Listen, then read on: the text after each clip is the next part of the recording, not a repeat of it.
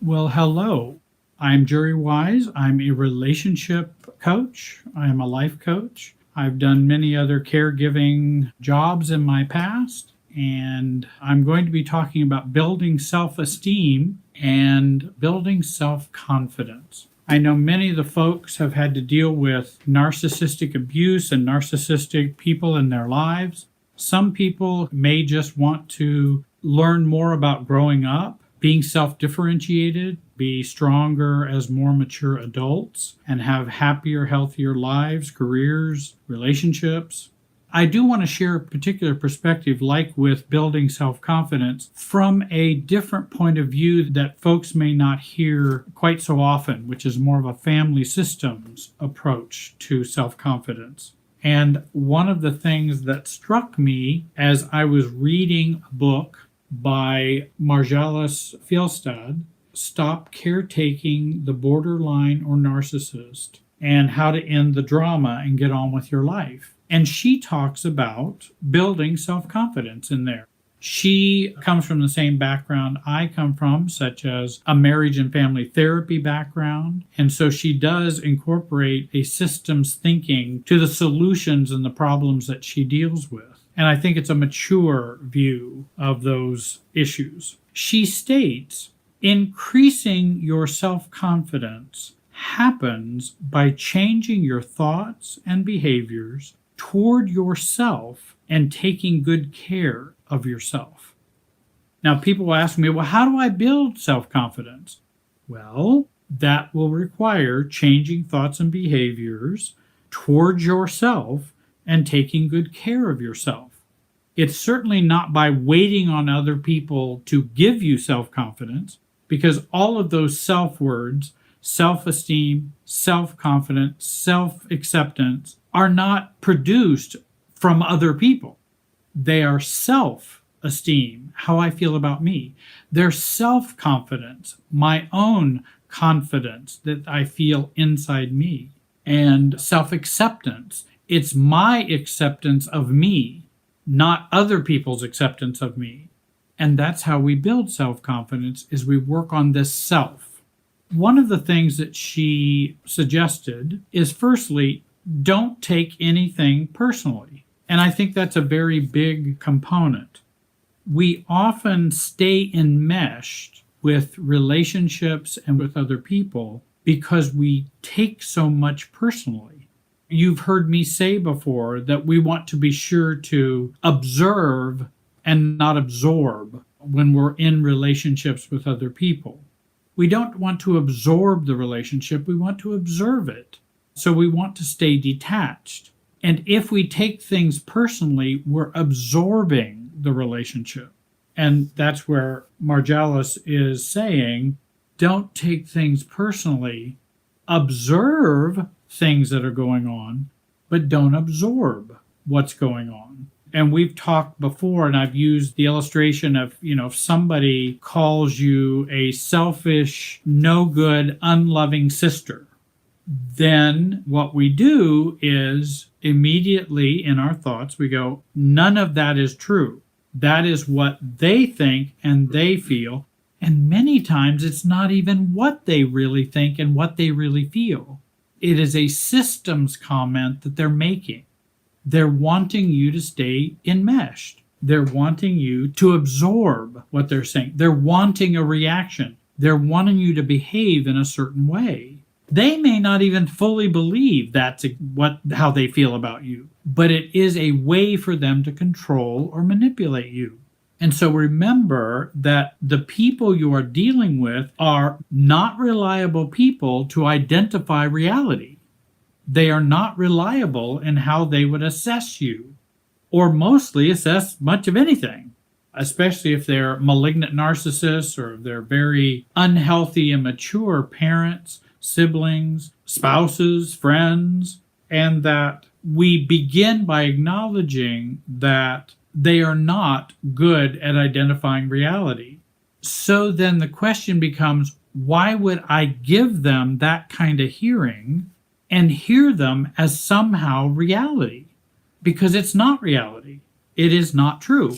And remember, I think you've probably heard me say before, what I have used in my past is to go, oh, they're just calling me a Coca-Cola. Because what they're saying is as senseless or nonsensical as calling me a Coca-Cola. By saying you're a bad person, you're worthless, why are you so stupid? Why did you do that? That was ignorant. Whatever demeaning thing they might do, that's all Coca-Cola talk. I'm not a Coca-Cola. And so I hear it as them calling me a Coke. And it helps me to not take what they're saying personally. I just put a quote up not long ago. If you understood how frequent people cope by projecting onto others, you would learn to take absolutely nothing personally. Because it is used so often and so frequently that it is very unwise, because so many people use projection and they will take their own weaknesses and their own problems and project them onto you, just like a narcissist would project his or her weaknesses, failings. And how many people do you know accuse you of doing things that they are doing? And that's projection. And so we need to be very careful and recognize projection and where it exists almost everywhere. And I've talked to a number of clients today, and even they were talking about in the workplace and different things. It was like, it had nothing to do with them at all. It was their coworker projecting onto them, but it wasn't true for them. Those with low self-confidence have been victims of projection much of their lives. As long as you carry the responsibility of this other dysfunctional person's views or feelings, then you are not going to be able to see or feel yourself accurately. So we don't want to carry the responsibility for how they feel, what they think, and continue to obsess about that, because then we won't see ourselves clearly. That's why as you begin to practice this, that's where when your mother comes to you and says, I don't know why you treated your father so badly. Now, in reality, I don't remember treating Dad badly at all. I don't know what she's talking about. But we can either absorb that and go, oh, that must be a right assessment of us. Or as we begin to work on this, we then start to use our mature selves and go, Mom, I'm confused. I don't know what you mean. That doesn't make any sense to me. Well, your dad said that you called him a jerk, which I didn't, but your dad said you called him a jerk and you treated him disrespectfully. Mom, I'm still confused. I have no recollection of that. I have no desire or need to say that. So I'm sorry, I don't know what Dad's concerned about. I know you're coming to me to share that with me, though actually she's triangulating.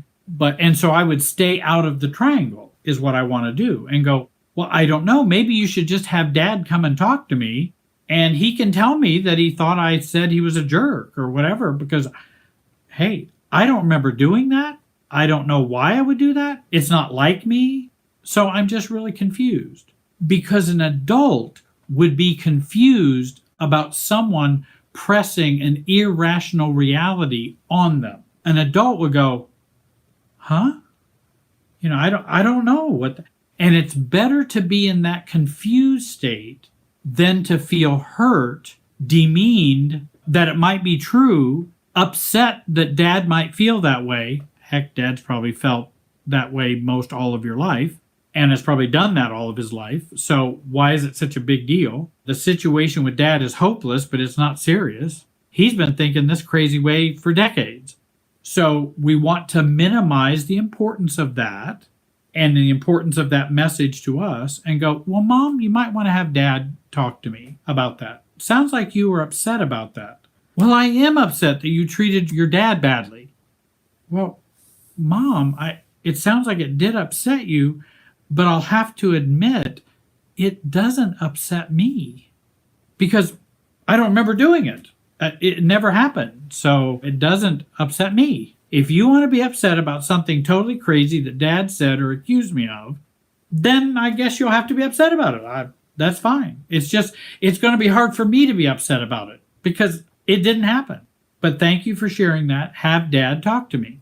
And again, dad's projecting, mom is carrying the projection to you and triangulating, and then you're supposed to get all enmeshed and wrapped up in the problem and feel very bad, subservient, guilty. Why have you hurt your dad? And you're supposed to go into all of that chaos and mess. Secondly, Margellus talks about respecting yourself. It sounds like, well, of course I need to respect myself. Do you know how many clients I have who do not respect themselves? Do you know how many people are out there walking on the street who don't respect themselves? A good number, if not a very, very, very high number, do not respect themselves at all. They may pretend to respect themselves, but they really don't. And so she's saying, self-respect means to consider yourself being worthy of high regard. And are you ready to consider yourself as having high regard? And people go, well, I don't know how to do that. Jerry, how can I respect myself? And I'm going, it's not a how question. It's a when question. When are you going to consider yourself being worthy of high regard? When are you going to begin to respect yourself? And in fact, the when question, though hard, is a better answer than somehow giving you 5 easy tips to respect yourself, because you're going to fall back into the same pattern. If you're not going to choose to begin to respect yourself, then all the self-help books in the world are not going to fix you. We're always wanting other people to matter about us more. But the struggle is we don't matter to ourselves. That's something I can do something about that. I can't change you if I'm not going to matter to you. I can't change that. But I can change whether I matter to me. And that's where we have power and we're able to do something about that. Are you ready to matter to you? In respecting yourself, she writes these things are a part of that process. Taking good care of yourself, knowing or identifying what you feel, honoring your strengths, understanding your shortcomings without self-blame. And that's a very important one. We're going to talk more about that. Accepting yourself without guilt, shame, and blame. That's a real tough one. Thinking about what you want, defining goals for yourself, listening to your own preferences, examining and exploring what preferences do you have? Do you like chocolate ice cream or vanilla ice cream? That's a very important question. And people go, and I ask them, can you tell me whether you like chocolate or vanilla? And they go, well, yeah, I prefer chocolate. Well, how do you know that? Well, because I've asked myself and I've eaten both and I enjoy that. That's no different than any other preferences you might have in life. Do you prefer this job, this career? You want to do that? Do you want this kind of relationship, that kind? What are your preferences? Choosing your own friends, acknowledging your needs, and protecting yourself. That's a part of respecting yourself. And then improving that, she writes, listening to your feelings, honor your own dreams, love and care for yourself, stop interactions that are hurtful to you, eliminate negative put-downs, take the time to think of what you want, and that takes time. You have to take a break and go, what do I want? In this crazy situation I'm having, what do I want? And so we have to ask that question of ourselves. Speak up for yourself, believe the best about yourself, and hang around people who really like you just the way you are. She also mentions in her book, start positive self-talk and positive actions, balance your emotions and thoughts. In other words, you might want to dial down your attention to your emotions. I didn't say don't be aware of what your feelings are. Dial down your attention to emotions and tune into your own thoughts. Often we have been in the world of drama, chaos, emotional triggering, reactivity. We've grown up with that, and we still experience that with our family and with other people. And so we want to dial down the drama, which means we want to dial down the emotional side of things and think more versus feel more. And I'm not telling people who need to become aware of their feelings of identifying and expressing them. That's an important work we have to do. But overwhelming ourselves with feelings is not going to help us be more clear or be more adult. Control your own feelings of feeling intimidated, that others will want to intimidate you. And again, they're looking for you to be triggered and to stay in the dysfunctional system and relationship the way it's been functioning. They don't want you to change. So they want to trigger you or intimidate you so you will carry the company line and carry the family line, stay in the family trance, stay in the relationship trance. And so I have mentioned, in terms of controlling your own feelings of intimidation, give up hope, give up guilt, give up shame, give up giving others power over your emotional life. And so many people continue in their hope that, okay, they'll change. Maybe they'll treat me better this time. Maybe they'll be nice.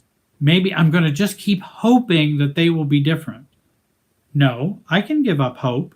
That's okay. In fact, I might actually grow up and feel better if I give up hope that, hey, they're not going to change. Now what am I going to do? Now I can begin to take care of myself and begin to live my life. And I know that was very important for me when I began to realize my mother's not going to change. My dad's not going to change. They are not going to become the parents I always wanted. That's not going to happen. They're weak, regular human beings with their own failings, strengths, craziness. I turned mom into Joanne. She's just another adult. I realize we are biologically connected. I understand that. But that is not a magical experience.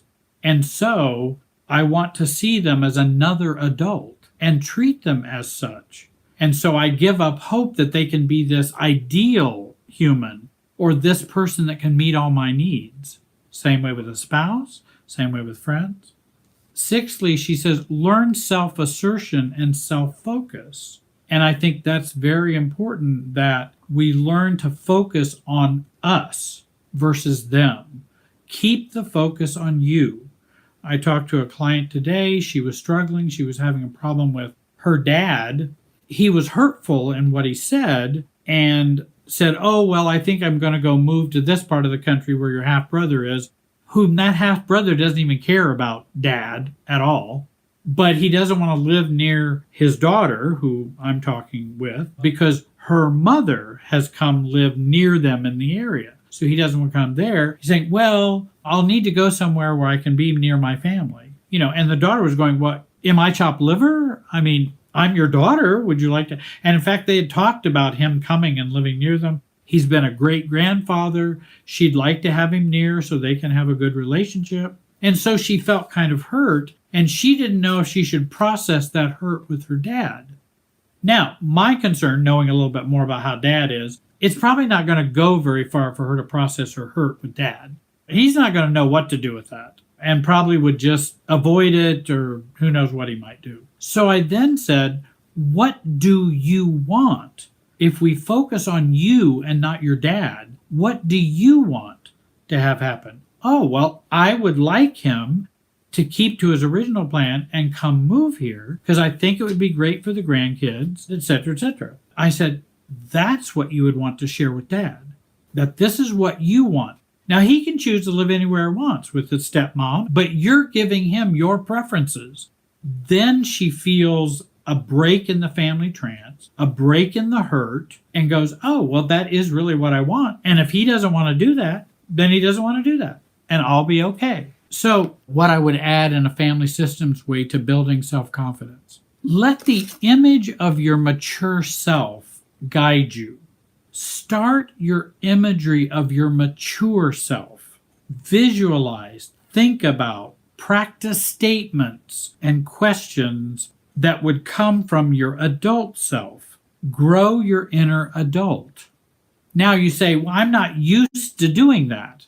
Well, you can begin to fantasize about that first. And you can begin to think about, how would a mature me, if I didn't have these issues, if I didn't have this insecurity, if I didn't have this low self-confidence, what would I do? How would I act? How would I ask that question? How would I make that statement? Now we're into the realm of visualization and seeing a different us. We may not be ready to jump into all that, but at least we begin to let the image of our mature self start to blossom. Another tool that you can use is, what would Betty do? We had a neighbor growing up, Betty, and I always considered her fairly mature, detached. She's not a part of my family. And I would think, well, how would I deal with my mom? My mom lived much longer than my dad did, so I use a lot more mom examples rather than dad. And I began to think, well, how would Betty react to mom? What would Betty say? What would Betty do? And that began to get me into my more adult self. Maybe I can pretend to be like Betty. Maybe I can think about, that's what I think Betty would do. And, well, that's a new way of thinking. And it starts to get me more objective about the situation rather than just caught and in the trance and blinded in the relationship. I began to see outside the box or outside the trance or stay in my lizard brain and that sort of thing. In Jenny Brown's book on page 11, which I love these two quotes, one of them's by Michael Kerr, an expert in Bowen family systems, the other from Harriet Lerner. And Harriet Lerner has written the books The Dance of Anger, The Dance of Intimacy, The Dance of Connection, and she uses Bowen family systems also, much like I do. And Michael Kerr writes, people frequently are willing to be individuals only to the extent that the relationship system approves and permits it. He's talking about enmeshment. That's what it feels like. That's what it's like. For us to grow, become more self-confident, and to grow as adults, we begin to gain and to choose courage to be individuals in spite of the approval or in spite of the permission, because often we will function in the way the system will let us function. And self-differentiation is about living beyond the system, beyond the family. Harriet Lerner writes, the only person we can change and control is our own self. Changing our own self can feel so threatening and difficult that it is often easier to continue an old pattern of silent withdrawal or ineffective fighting and blaming. And most people swing back and forth in the pendulum from one side of silent withdrawal to the other side of ineffective fighting and blaming. Both of them maintain the status quo. Both of them maintain my low self-esteem, my lack of confidence, my functioning in the system. Now, here's a hard one. Become your own best fan for success with regard to self-hate, self-disregard, self-loathing, because all of those things keep our confidence low. And I have a lot of people, and they say, okay, Jerry, help me to change. And then I'll go, well, there are things you can do to change, but I think it may be really difficult for you to change if you don't like you.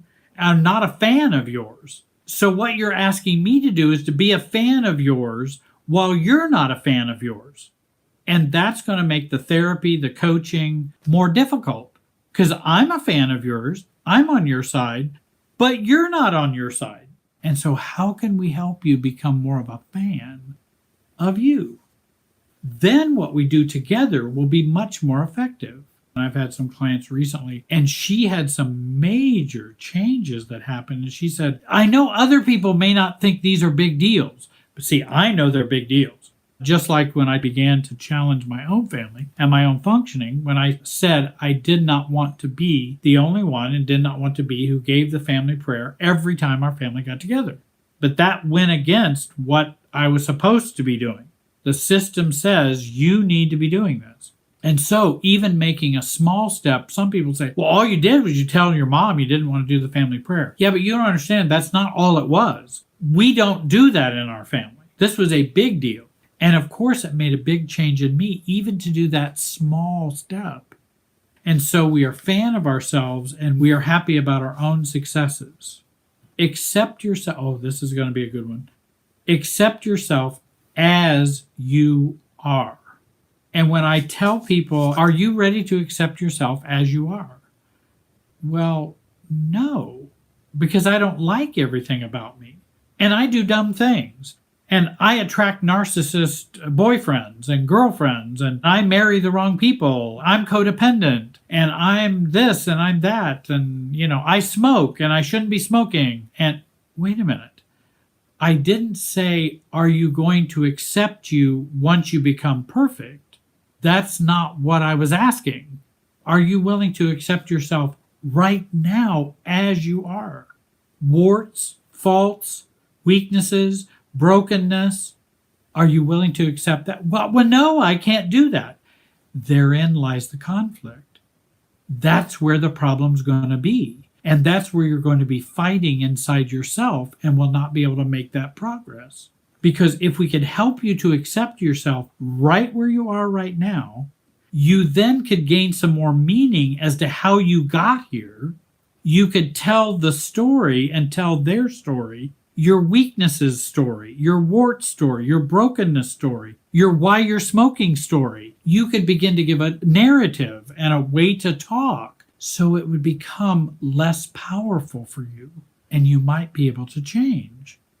Accept your failings and weaknesses with no shaming, no loathing, just accept them. Sit with them, accept them. They have not been accepted, so they keep acting up. If we're a smoker and we don't accept that, then we'll keep having anxiety and anxiousness about needing to smoke. If we attract narcissists and hate ourselves for doing that, we're going to keep attracting narcissists. If we always give in and dislike and hate and not accept ourselves for giving in all the time, then we're going to keep giving in. Or if we over caretake, or all of those things that we criticize ourselves for. This frees us to change and gain greater self-confidence when we are not hating ourselves. Reducing self-hate, self-put-down increases self-confidence. I have people that ask me, Jerry, how do I start? And they're waiting on me to tell them how to change. We don't realize that you've not been waiting on me. You have been waiting on you. You're not waiting on Jerry, a therapist, a pastor, a coach, or God, or others, or friends, or spouses, or partners, but we're waiting on us. The bad news is we're still waiting on us. The good news is that we can show up for us. You've been waiting on you, and that can make a big difference. Now, does that mean coaching, therapy, other kind of help doesn't help? No, of course it helps. And we do need people to help us and guide us. But the real practice comes in what I hope the therapy, the coaching, and all of that will do is help you see you've been waiting on you to show up for you. That's what the good news is. Because you've been taught you don't like you, you shouldn't be waiting on you, and that you will never show up for you. That's what we've believed. And so then when we go to other people and go, how can I do it differently? What should I do, Jerry? But actually, it's the power is already in your hands. It's just we have not been guided to let's use it. Let's you become a fan of you. Self-love, self-acceptance. If you have felt worthless and fear taking assertive action, mistrust your own intuition, have no confidence, take very small steps, and do the trauma recovery.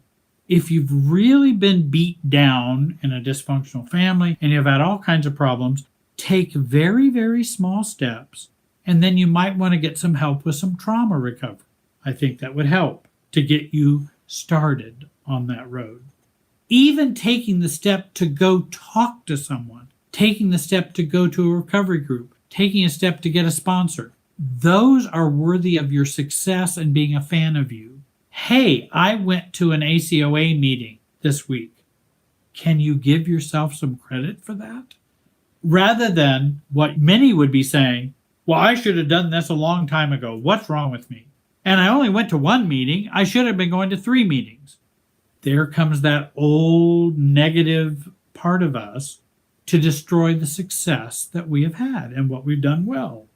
Those who have experienced these intense feelings are like someone who suffers with malnutrition. We need to feed them very digestible food in small amounts. Their systems cannot handle normal portions or regular food. Take small steps in healing, which is self-loving. If you're really wounded, you accept that. Okay, now what small step can I take to begin to show up for myself? And then I've even implied this already. To increase self-confidence, deal with perfectionism.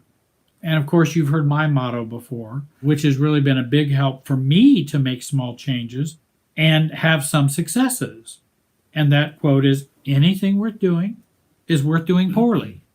Get support and guidance for doing things in a mediocre way or an imperfect way. Perfection will mess with ACOAs, adult children of narcissists, people who've grown up in dysfunctional families. Perfection will be a killer, and we have to work on our perfectionism. Find a sponsor, a coach, a therapist, a spiritual guide who has maturity to walk with you to build your self-confidence. You might find a therapy group or recovery group, and hopefully that would be a help to you. I want to thank all of you, and there's some new things that are going to be coming out and that I'm working on. I want to thank you again. I wish you all the best. Take care.